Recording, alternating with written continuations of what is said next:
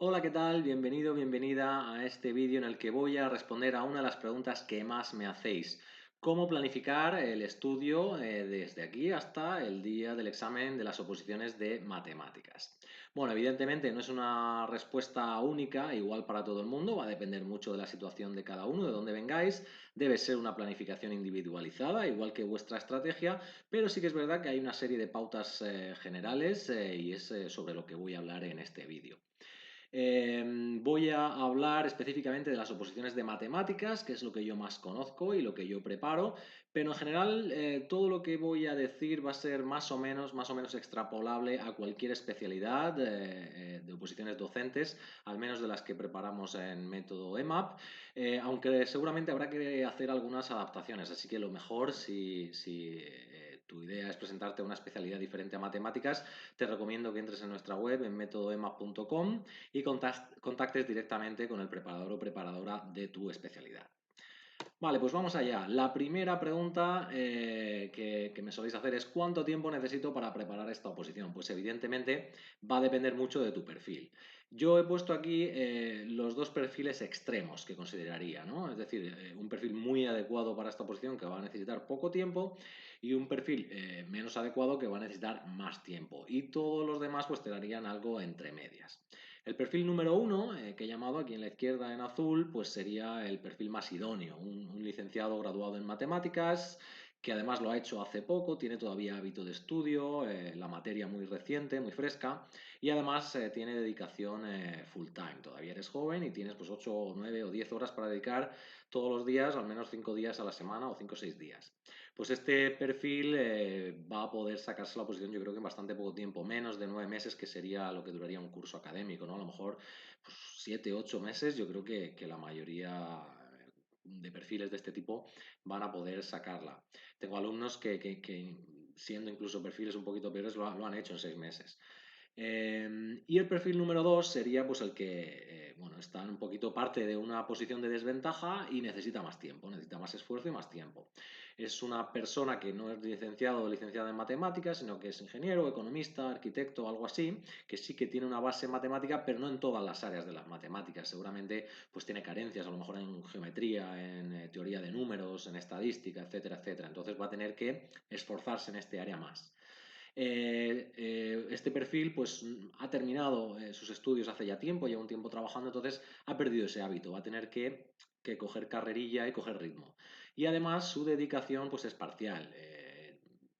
A lo mejor pues menos de 20 horas a la semana, ¿no? Porque seguramente pues está trabajando a jornada parcial o a jornada completa y o tiene familia de la que ocuparse. Pues un perfil de este tipo yo recomendaría mirar más a 2 años vista, unos 24 meses aproximadamente. Y bueno, pues habrá muchos perfiles que estén en una situación un poco entre medias, pues ya sabéis, entre unos 9 y unos 24 meses, dependiendo del perfil, pues sería un poco lo que se necesitaría. Ahora, ¿por dónde empezamos? Pues normalmente mucha gente me dice, Rodrigo, tengo bastante tiempo de aquí en la oposición, quiero empezar a ir ojeando algo, voy a empezar por el temario y tal. ¿Qué te parece? Digo, pues generalmente respondo, me parece un error, especialmente cuando uno tiene mucho tiempo. El temario, recordemos que es la parte posiblemente la que menos cuenta de toda la nota de la oposición. La programación didáctica es un 50%. En la mayoría de comunidades autónomas el práctico y el temario se reparten 25-25, aunque incluso en algunas ya el temario cuenta menos. Por ejemplo, en Madrid cuenta menos que la parte de problemas. Así que empezar por la parte que menos cuenta en la nota pues no parece tener mucho sentido. Y además el temario es teoría, memorización pura y dura. Y la mente humana, pues como sabemos, memoriza a corto plazo. Así que si tienes 2 años por delante, no tiene sentido empezar por algo que se te va a olvidar, ¿de acuerdo? Tiene más sentido memorizar cuando la fecha del examen esté un poquito más cerca, ¿no? No el día de antes ni la semana de antes, evidentemente, pero a lo mejor a 6 meses antes o alguna cosa así. Eh, Eso tampoco significa que no podamos ir empezando a tocar algo del temario, que como veremos sí que voy a recomendar hacer algo, pero no a memorizarlo ni a estudiarlo en mucha profundidad. Y si solo vas a empezar por una de las tres pruebas, recomiendo que no sea por esta, que sea por otra, ¿de acuerdo? Pues bueno, vamos antes de empezar a ver lo que sería la planificación idónea que yo recomiendo, pues me gustaría recordarte que si te está gustando este vídeo, te agradecería que le dieras un like aquí abajo y si no quieres perderte otros vídeos que iré subiendo poco a poco, pues que te suscribas al canal y que compartas con cualquier persona que consideres que puede estar interesada en este tipo de vídeos. Bueno, pues vamos allá, fases de estudio. Independientemente del tiempo que tengas de aquí a la oposición, ahora veremos que se puede adaptar un poquito esta planificación en función de si ese tiempo es mucho o es poco, pero bueno, independientemente yo lo dividiría en 4 fases. En cuatro, o sea, es decir, si tienes 2 años, pues en 4 fases de 6 meses. Si tienes un año, en 12 meses, pues en fases de 3 meses, ¿de acuerdo? La primera mitad serían las fases 1 y 2 que vemos aquí. Pues en esa primera mitad yo me marcaría como objetivo terminar la programación y las unidades didácticas, ¿vale? Sería el objetivo primordial número 1 para la primera mitad de la fase de estudio. ¿Por qué? Pues porque esta es una parte que podemos trabajar y dejar aparcada, para luego ya al final simplemente trabajar un poquito la exposición oral. Pero si empezamos a memorizar temas, eso no lo podemos dejar aparcado. Tendríamos que ir continuamente refrescándolos, ¿no? Es decir, haciendo repasos. Y esos repasos consumen muchas horas, consumen tiempo que le estás quitando a la programación didáctica o al trabajo de problemas. Entonces, la memorización la vamos a dejar más adelante y vamos a empezar por esa programación didáctica y unidades didácticas. Aquí la nota, la mayor parte está centrada en las unidades didácticas y además es donde se te va a ir el tiempo si quieres hacer una programación y unas unidades buenas. Entonces, generalmente yo recomiendo empezar por las unidades didácticas y una vez que las tengas hechas, la programación se va a escribir casi sola, ¿vale?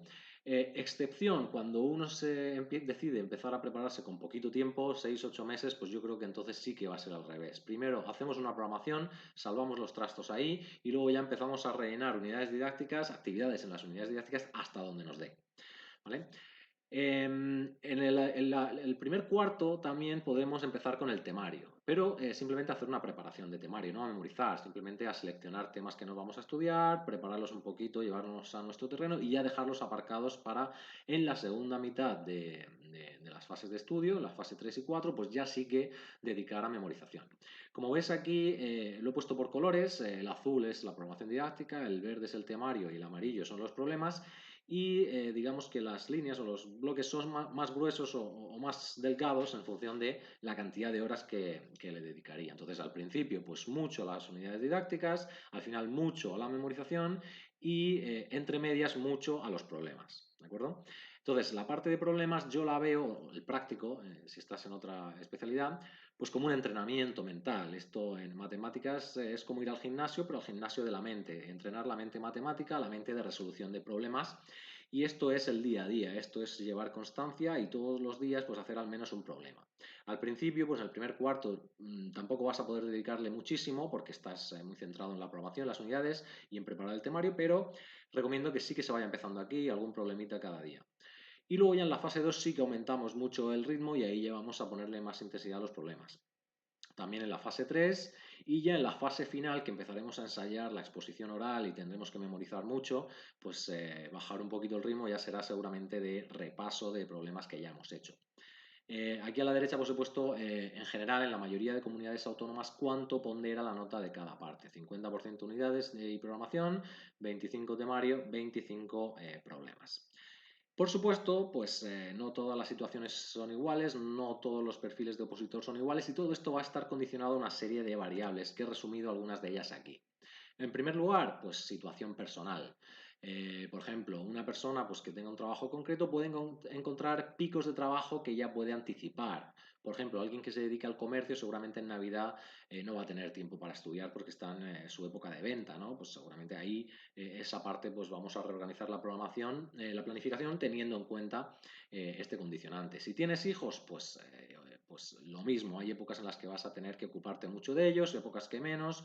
Vacaciones, pues a lo mejor en vacaciones tienes que ocuparte de los hijos o no, o tienes tiempo para estudiar más. Eso ya depende de cada uno, pues se lo tiene que ir moldeando.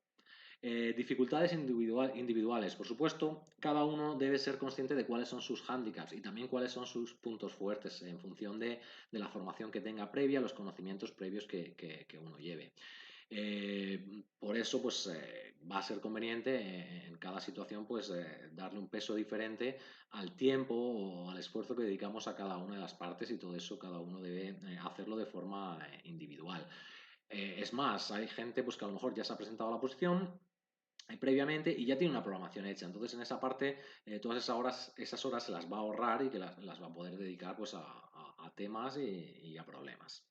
Hay otra variable que es la motivacional, es decir, vamos a ajustar la planificación a la motivación que tengamos en cada momento, ¿no? Cuando estemos altos de motivación, vamos a meter ahí más horas de estudio y cuando estemos bajos, pues menos horas, ¿no? Lo normal es que cuando uno se plantea un reto nuevo, como es el estudio de una posición, al principio encontremos mucha motivación. Entonces, la carga de trabajo debería ser grande al principio. Y al final también, porque cuando el examen se acerca, pues esa tensión, esa presión se traduce normalmente en motivación y vamos a ser capaces también de estudiar más y de ser más eficientes en nuestro estudio. Por la mitad, en esas fases 2 y 3, pues seguramente encontremos bajones de motivación y conviene tenerlo en cuenta y ser conscientes de ello. Y por último, pues algunas consideraciones importantes a la hora de planificar tu estudio.